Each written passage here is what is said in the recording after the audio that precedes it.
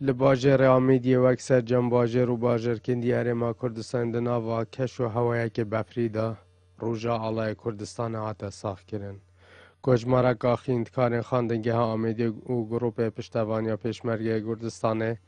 ده ما چند روزانه کارت کنج بو ساخ کنا اوه روزا پیروز. وقت پشک دار بو این ساخ کنا اوه روزا پیروز داینه دیار کن کلن به سی برابرس کنا اوی آلای. هزاران حولاتیان جان خوکیریا قربانی و ده اف قربانیا بردام بید. تا که آلای کردستان لناف آلای ولاتین جهان لناف نتوین هفگرتی جی برس بکن. هالكفته روجا برسكرنا على كردستان هذا هالكفته التوايا ملت كرد بيروزت كم هر جار بارچه كردستان والطيبتي الخانوات سربلند شهيد كردستان راسي روجا كاي جلا قاشا افالين هو امد بينين صانعينا تبلند كرنه اما برهم رنج وخينا شهيد قهرمانه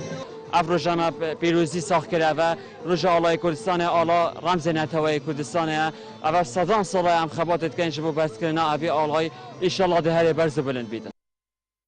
ما مستایجی دیار کرد که هیویای او اف هل کفته ببیت اپال درجه بو نمانا ناکوکیان دنا بران لاین سیاسی و دمای هاتنا وان قیران آبید. امیدوارم رفت آلا ابروجا بیتر روجا که اگدن برنامه همیلان سیاست ما و پیک با کار بگی کو ابی آلا البانه نتایت گدی بلند کن وکی همی ملت جهانه